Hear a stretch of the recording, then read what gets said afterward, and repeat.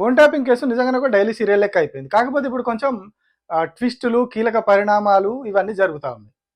2 ఏళ్ల నుంచి సినిమా నడిపిస్తా ఉన్నారు. వీళ్ళున్నారు, వాళ్ళున్నారు. సినిమా హీరోయిన్‌లే ట్యాప్ జేసిర్రు, వాళ్ళే ట్యాప్ జేసిర్రు అని 2 ఏళ్ల నుంచి కథ నడుస్తా ఉన్నది.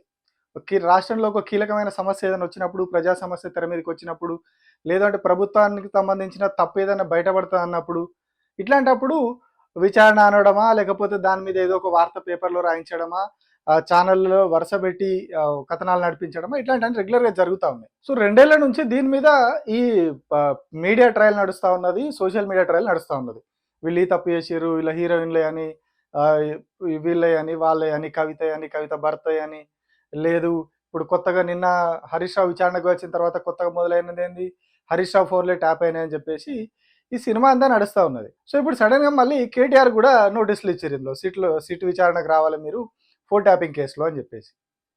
వాస్తవానికి సిట్ ఏర్పాటు చేసి చాలా రోజులు అవుతుంది. అంటే గతంలో ఒక సిట్ ఏర్పాటు చేసి అదైపోయింది. ఇప్పుడు మళ్ళా కొత్తగా సజ్జనార్ నేతృత్వంలో, సజ్జనార్ సిపి అయిన తర్వాత ఆయన నేతృత్వంలో ఇంకొక సిట్ ఏర్పాటు చేసిర్రు దీని మీద. సో ఆ సిట్ ఏర్పాటు చేసి కూడా చాలా రోజులు అయింది. చాలా రోజులు అయినా కానీ ఇప్పటి వరకు కూడా వీళ్ళని విచారణకు పిలవలే. అంటే ఇన్ని రోజులు ఎందుకు మరి పిలవకుండా ఉన్నారు, ఇప్పుడు సడన్గా ఎందుకు పిలుస్తున్నారు? సడన్గా ఎందుకు అంటున్నామంటే మొన్న మంత్రులకు సంబంధించిన గొడవ బయటపడ్డది. ఇంటర్నల్‌గా ఎంత పెద్ద కాన్ఫ్లిక్ట్ నడుస్తా ఉంది. మంత్రులకు, ముఖ్యమంత్రికి మధ్యలో ఎంత పెద్ద గందరగోళ పరిస్థితి ఉందనేది మొన్న మనం చూసినాం. ఒక ఛానల్‌లో ఒక వార్త రావడం, ఇంకొక పేపరు రాధాకృష్ణ ఒకటి రాయడం. అది రాసిన తర్వాత బట్టి విక్రమార్క ప్రెస్ మీట్ పెట్టి, "సార్ చూడు నేను ఇయాల తాడో పేడో తేల్చేస్తా, మాట్లాడతా" అని చెప్పారు. సాయంత్రం వచ్చినాక మొత్తం గుట్టంతా విప్పుతా, కథ అంతా చెప్తా అన్నారు. మరి ఆయన చెప్పిపోయి ఆదివారం నాడు పోయిర్రు. ఇప్పటివరకు ఏం అడ్రస్ లేదు మళ్ళా. నేను ఏదో చేస్తా అని చెప్పి పోయిర్రు మొన్న. ఇప్పటివరకు ఏం మరి లెక్కపత్రం ఏం లేదు. ఎవరు చేసిర్రు, ఏం చేసిర్రు, ఏం కాలు ఎవరున్నారు అన్నీ చెప్తా అన్నారు ఆయన. ఆవేశంగా మాట్లాడిర్రు ఆ రోజు. మరి ఇప్పటి వరకు అందులో ఏం రాలేదు. ఈ ఇష్యూ అంతా కూడా చర్చ వ్యాపిస్తా ఉన్నది రాష్ట్రం అంతటా. మంత్రుల మధ్యలోనే గొడవలు జరిగినాయట. ఈ పేపర్లో ఇట్లా వార్త వచ్చింది. పేపర్లు ఎట్లాగా 2 ఎన్టీవీ పాపులర్ ఛానలే, ఆంధ్రజ్యోతి కూడా పాపులర్ పేపరే. సో ఖచ్చితంగా చాలా మంది చూసి ఉంటారు. చూసి చర్చ మొదలైంది. ఏదో జరుగుతుంది ప్రభుత్వంలో, వీళ్ళకే పడతలేదు, వీళ్ళకి కొట్లాటలు అవుతున్నాయి అనే విషయం ప్రజల్లోకి వెళ్ళిపోయింది. సో మరి ఇప్పుడు దాని నుంచి డైవర్షన్ చేయాలంటే ఏం చేయాలి? ఇగో ఇట్లాంటి కథలు ముంగటేసుకోవాలి. 2 ఏళ్ల నుంచి ఏం తేల్చిర్రు? వాళ్ళని పోలీస్ అధికారులను పట్టుకున్నప్పుడే ఏం తేల్చలేదు. వాళ్ళ నుంచి ఎట్లాంటి ఆధారాలు దొరకలేదు. వరుసగా ఛార్జ్ షీట్లు వేస్తా పోయిర్రు. అయినా కూడా వీళ్ళు వేసిన ఛార్జ్ షీట్లను కోర్టు రిజెక్ట్ చేయడం, వాళ్ళకి బెయిల్ రాకపోవడం ఇదంతా జరిగింది. అయిన తర్వాత మళ్ళీ వాళ్ళు సుప్రీంకోర్టుకు పోయి సుప్రీంకోర్టులో బెయిల్ తెచ్చుకున్నారు. సో అదైపోయిన తర్వాత ఇప్పుడు వచ్చి వీళ్ళ మీద ఈ ఏదైతే మంత్రుల గొడవ జరగంగానే తీసుకొచ్చి మళ్ళీ దీన్ని ముంగట పెట్టారు. ఇది కూడా ఎట్లా అంటే ఎంత ఫన్నీ ఉంటుంది. మామూలుగా నోటీసులు ఇవ్వడానికి ఇట్లాంటి కేసులలో ఏం చేస్తారు, 1-2 రోజులన్నా గ్యాప్ ఇస్తారు. ముందు రోజు సాయంత్రం పోవాలి, నోటీసులు ఇవ్వాలి, రేపు నువ్వు రావాలని చెప్పాలి. అంటే ఏమైనా ఆధారాలు దానికి సంబంధించిన ఏమైనా ఉంటే వీళ్ళు తీసుకొని పోవడానికి మాకు సంబంధం లేదు అని చెప్పుకోవడానికి కూడా ఎట్లాంటి ఆస్కారం ఉండదు. టక్కని తీసుకొని పోవాలి, కూర్చోబెట్టాలి. మన హరీష్ రావు కూడా ఇట్లనే సాయంత్రం పూట ఇచ్చిర్రు, పొద్దున పిలిచిర్రు. ఇప్పుడు కేటీఆర్ కూడా సాయంత్రం పిలిచిర్రు, రేపు పొద్దుగాల రమ్మని చెప్పారు. అంటే ఇదంతా చూస్తే అంటే ఈ సినిమా అంతా ఎందుకు చెప్పిన, అంతా దాదాపు అందరు కలిసినా, కానీ ఈ సినిమా అంతా ఎందుకు చెప్పినా అంటే ఒకటేమో మంత్రుల కొట్లాట, ఆ బొగ్గు స్కామ్ సంబంధించినది బయటపడడం, ఆ 2 అంశాలు మంత్రుల మధ్య ఏదో ఉందనేది ఒకటి బలంగా పోతా ఉన్నది. బొగ్గు గనుల కేటాయింపుల్లో స్కామ్ జరిగింది, ఎక్కడ లేని విధంగా ఈ సైట్ విజిటింగ్ సర్టిఫికేట్ అనేది తెలంగాణలో పెట్టిరనేది, అందులో రేవంత్ రెడ్డి బామ్మర్దికే ఫస్ట్ కాంట్రాక్ట్ దక్కిందనేది, ఇవన్నీ బయటకు వచ్చినాయి. ఈ సైట్ విజిటింగ్ సర్టిఫికేట్ ఎక్కడ కూడా లేదు, వీళ్ళు కుట్రపూరితంగా పెట్టారని చెప్పేసి కేంద్ర మంత్రి కిషన్ రెడ్డి కూడా మాట్లాడిండు, బొగ్గు గనుల శాఖ మంత్రి ఆయన కేంద్రంలో. సో ఆయన కూడా ఆ విషయం చెప్పాడు. సో ఇప్పుడు ఏమైంది, వీళ్ళ చుట్టూ ముసురుకుంటుంది. ఈ ముసురుకోవడం వల్ల ఏం జరిగింది, దాని నుంచి బయటపడాలి, దాని నుంచి ప్రజలందరినీ డైవర్ట్ చేయాలంటే ఏం చేయాలి, ఇగో ఈ కథ వేయాలి కాబట్టి ఆ ఇష్యూ ఒకటి. సో ఇందులో ఇంకొక అంశం కూడా కనిపిస్తూ ఉన్నది. ఎందుకంటే ఎప్పుడైతే ఈ మంత్రుల గొడవ ఇష్యూ, ఎన్టీవీ వార్త ఇష్యూ అంతా జరిగిన తర్వాత వీళ్ళిద్దరు కూడా కేటీఆర్ కావచ్చు, హరీష్ రావు కావచ్చు, సజ్జనార్ మీద చాలా సీరియస్ కామెంట్స్ చేశారు. సజ్జనార్ ఆ రోజు ఎన్టీవీ జర్నలిస్టుల అరెస్ట్ తర్వాత మీడియాతో మాట్లాడుతూ చాలా సీరియస్ అయ్యారు. ఆయన బరాబర్ గుంజుకొస్తాము, ఎమర్జెన్సీ అయితే మీరు ఇట్లా బయట ఉండేటోళ్ళ, లోపల ఉండేవాళ్ళు అది అని చెప్పి ఆయన మాట్లాడతాడు కొన్ని మాటలు. లైవ్ లో చూశాను, చాలా అంటే చాలా విమర్శ చేస్తున్నారు. ఏదో నిరంకుశ ప్రభుత్వము, లేదంటే ఎమర్జెన్సీ వస్తుంది, ఎమర్జెన్సీ ఉంటే మీరందరూ ఉండేవాళ్ళ, ఈరోజు మీ అందరితో మాట్లాడేవాడా, మీ అందరు కూడా లోపల ఉండేవాళ్ళు. సో అది అర్థం చేసుకోవాలి. ఎందుకు పారిపోతున్నారు? ఏం కావాల్సింటే తీసుకొస్తారండి, చట్టంలో ఉంది. కావాల్సింది అంత నోటీస్ ఇస్తాను, రావాలి, వచ్చినప్పుడు మనకు పోతాను, ఇన్వెస్టిగేషన్ ఏం ఆధారం ఉంది దాని ప్రకారం చేస్తాను. మనం అదేం అట్లా ఏం లేదు, మనకు కావాల్సిన వాళ్ళు రావాలి. తీసుకొస్తాను, ఏముంది చట్టం సిట్ ఎందుకు వేయాలండి నోటీసు? మనకు కావాల్సిన వాళ్ళు పిలిపిస్తాను, ఎంక్వైరీ చేస్తాను, మీరు రండి, పిలిపించినట్లు రావాలి కదా. చేస్తానండి, ఎక్కడైనా పోతే ఎక్కడున్నా పట్టుకొని వస్తాను, ఎక్కడుంటే పట్టుకొని వస్తాను. నేను చట్టం ముందు ప్రవేశపెడతాను, చట్టంలో చూసుకోండి మీరు. సో దాని మీద పెద్ద ఎత్తున వ్యతిరేకత వచ్చింది, జర్నలిస్టు వర్గాల్లో కావచ్చు, ప్రతిపక్షం నుంచి కూడా చాలా తీవ్రమైన వ్యతిరేకత వచ్చింది. ఏం అట్లెందుకు మాట్లాడుతున్నారు ఆయన అని. సో అదే రోజు హరీష్ రావు మాట్లాడిర్రు, సజ్జనార్ సపడే కాంగ్రెస్ కండువా కప్పుకొని ఆయన మాట్లాడారు. ఆ సజ్జనారు కాంగ్రెస్ కండువా కప్పుకో రాదాను, ఏం మాట్లాడుతున్నావు? మీ డీజీపీ నువ్వు, మీరు మీ కాకి బుక్ ఏం చెప్తున్నది? మేము చట్టాన్ని అమలు చేస్తున్నాం. మరి ఆనాడు కేటీఆర్ గారి మీద అడ్డగోలుగా మంత్రి సురేఖ మాట్లాడినాడు, నీ చట్టం ఏమైంది? ఆ రోజు కూడా బాధపడ్డది ఒక మహిళనే కదా.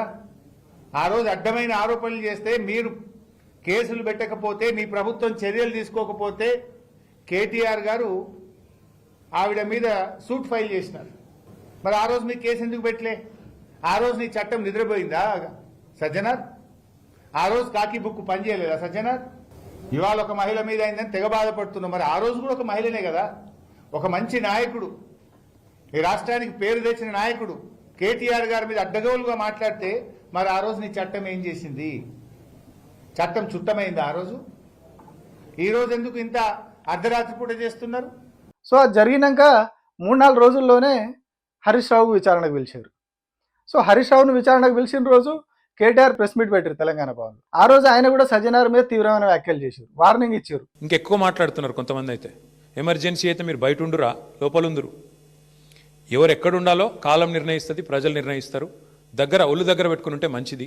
ఇవాళ నేను అధికారులకు కూడా చెప్తా ఉన్నా, ఈ ఫోన్ ట్యాపింగ్లు, వీటి మీద జరుగుతున్న ధారావాహికంగా జరుగుతున్న డ్రామాలు, ఇందులో భాగస్వాములు అయితే అధికారులకు కూడా నేను చెప్తా ఉన్నా, ప్రతిరోజు ఒక్కరిదే ఉండదు. ఇంకో 2-2.5 ఏళ్లలో మళ్ళీ మా ప్రభుత్వం తప్పకుండా వస్తుంది. మీకు తెలుసు, అది ప్రజల మూడు మీకు తెలుసు. మన గ్రామ పంచాయతీ ఎన్నికల్లో చూసినారు, మీకు తెలుసు.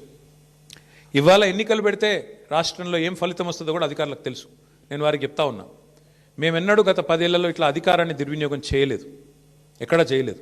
ముఖ్యంగా పోలీస్ వ్యవస్థను ఇంత అడ్డంగా దుర్వినియోగం చేసి ఏదైతే ఇవాళ నాటకాలు ఆడుతున్నారో వాళ్ళందరికీ నేను ఒకటే చెప్తా ఉన్నా, మీరు బలవుతారు, మధ్యలో మీరు బలవుతారు. రేవంత్ రెడ్డి రాజకీయ క్రీడలో మీరు బలవుతారు. మొన్నెట్లయితే కాంగ్రెస్ పార్టీ అంతర్గత కుమ్ములాటల్లో, ఆధిపత్య పోరులో జర్నలిస్టులు బలైనారో, రేపు నేను చెప్తున్నా, మీరు భాగస్వాములు అయితే అధికారులు మీరు బలవుతారు. గుర్తుపెట్టుకోండి. రిటైర్ అయిన వాళ్ళని ఏం చేయలేరు భవిష్యత్తులో బీఆర్ఎస్ వాళ్ళు అనుకుంటురేమో, దానికి కూడా మాకు రేవంత్ రెడ్డి గారే తోజు పెట్టిండు. రిటైర్ అయిన అధికారులను కూడా తీసుకొచ్చి 40 రోజులు జైల్లో పెట్టినాడు. కాబట్టి రిటైర్ అయిపోతాము, తప్పించుకుంటాము అనుకునే వాళ్ళకు కూడా నేను చెప్తా ఉన్నా, ఎవరు ఎక్కడికి పోలేరు. ఇప్పుడు ఎవరెవరైతే రేవంత్ రెడ్డి గారు ఆడిచ్చినట్టు ఆడుతున్నరో, అక్రమమని తెలిసి కేసులు పెడుతున్నరో, అక్రమమని తెలిసి అడ్డదారులు దొక్కుతున్నారో, ఈ టైప్లో ఆయన ఆడిచ్చినట్టు ఆడితే మాత్రం మీకు కూడా తప్పకుండా భవిష్యత్తులో మరి చట్టపరంగా, న్యాయపరంగా మీకు కూడా ఇబ్బందులు ఉంటాయి. అంటే ఇప్పుడు వీళ్ళిద్దరు కూడా సజ్జనార్ను టార్గెట్ చేశారు. సజ్జనార్ ఎక్కడ ఉన్నాడు? ఇప్పుడు ఆ సిట్కు చీఫ్గా ఉన్నాడు, హైదరాబాద్కు సిపిగా ఉన్నాడు. ఏదైతే ఫోన్ ట్యాపింగ్ కేసు సంబంధించినటువంటి సిట్ స్పెషల్ ఇన్వెస్టిగేషన్ టీంకి చీఫ్ ఆయన. సో ఇప్పుడు ఇలా ఇన్ని కోణాలు కనిపిస్తూ ఉన్నాయి. మరి ఆయన మీద టార్గెట్ చేసి అది చేస్తున్నారన్న ఉద్దేశంతో పిలుస్తున్నారా? లేదు అంటే మంత్రుల గొడవ బయటపడ్డదనా, లేకపోతే స్కామ్ బయటపడ్డదనా, లేకపోతే ముఖ్యమంత్రి బావమరిదికే కాంట్రాక్ట్ దక్కిందంటే ముఖ్యమంత్రి దగ్గరనే ఈ స్కామ్ అంతా స్టార్ట్ అయింది. ఎన్టీవీలో వార్త రావడం, ఏబిఎన్లో వార్త రావడం, బట్టిని బదనాం చేయడం, ఈ సినిమా అంతా అక్కడ స్టార్ట్ అయ్యి ముఖ్యమంత్రి దగ్గరనే స్టార్ట్ అయ్యి ముఖ్యమంత్రి ఆదేశాలతోనే ఈ సినిమా అంతా జరుగుతుందా? లేదు అంటే ఇప్పుడు రాష్ట్రంలో ముఖ్యమంత్రి లేరు, దావోస్ వేయండు. సో ఇప్పుడు మరి ఈ ఏదైతే మొన్న వీళ్ళు సజ్జనార్ మీద చేసినటువంటి కామెంట్స్ ఉన్నాయో వాటి మీద కోపంతో మరి సజ్జనార్ వీళ్ళను పిలుస్తూ ఉన్నాడు. ఎందుకంటే సజ్జనార్ మీద చాలా వ్యతిరేకత వచ్చింది. ఇప్పుడు ఆయన ఆ రోజు చేసినటువంటి వ్యాఖ్యలు, ఆ జర్నలిస్టులను అంత దారుణంగా అరెస్ట్ చేయడం, ఇదంతా కూడా చాలా నెగిటివ్ అయిపోయింది సజ్జనార్కి. దీని మీద అన్ని వర్గాలు ఆగ్రహం వ్యక్తం చేస్తా ఉన్నాయి. దొంతు రమేష్ కూడా ఒక వీడియో రిలీజ్ చేసిండు. ఎన్టీవీ జర్నలిస్ట్ ఉన్నటువంటి ఆ రోజు అరెస్ట్ అయినటువంటి దొంతు రమేష్ కూడా ఒక సంచలనమైనటువంటి వీడియో రిలీజ్ చేసిండు. చాలా అంశాలు చెప్పిండు ఆయన, వాస్తవాలన్నీ కూడా వెల్లడించిండు. ఆయన పారిపోతున్నాడు, బ్యాంకాక్ పోతున్నాడు అని ఒక ప్రచారం నడిపించారు. సజ్జనార్ కూడా ప్రెస్ మీట్లో చెప్తారు, ఆయన బ్యాంకాక్ పారిపోతున్నాడు అది అని చెప్తాడు. సో నేను పారిపోతున్నానా, ఎక్కడికి పోతున్నా, దావోస్కి ఎప్పుడు పోతున్నా, అసలు నా ఒరిజినల్ విషయం అసలు వాస్తవం ఏంటిది, మీరేం తప్పుడు ప్రచారం చేస్తారు, పోలీసులు ఏం తప్పుడు ప్రచారం చేశారు దాని మీద ఆయన ఒక 10-11 నిమిషాల వీడియో ఒకటి రిలీజ్ చేసిండు. అలా కంప్లీట్గా సజ్జనార్నే టార్గెట్ చేశాడు.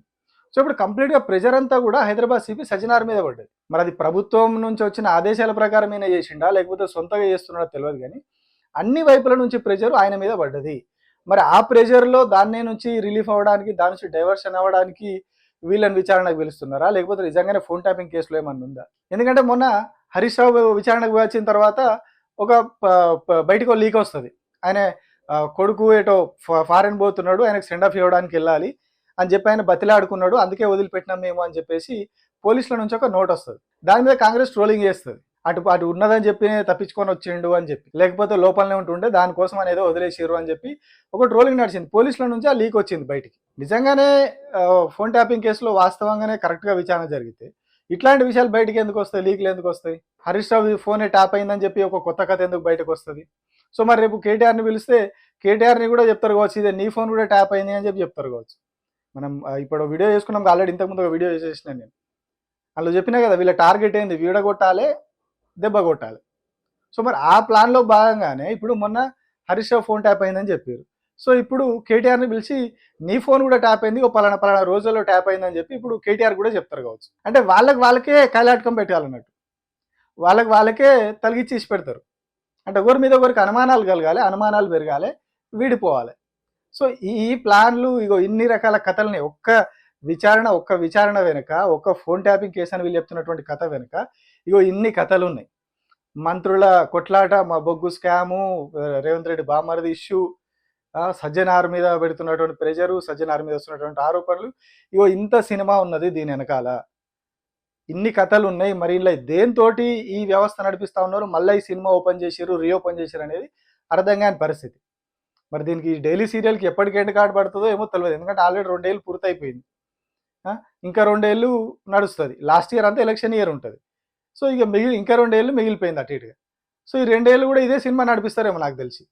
మళ్ళీ ఏదైనా కీలకమైన ఇష్యూ వచ్చినప్పుడు మళ్ళీ విచారణకు పిలవాలి, మళ్ళీ ఏదైనా కీలకమైన ఇష్యూ వచ్చినప్పుడు మళ్ళీ విచారణకు పిలవాలి, లేదు అంటే అరెస్ట్ చేయడమా, ఇంకోటి చేయడమా, హడావిడి చేయడమా చేసి మళ్ళీ ఇష్యూ డైవర్షన్ చేయాలి.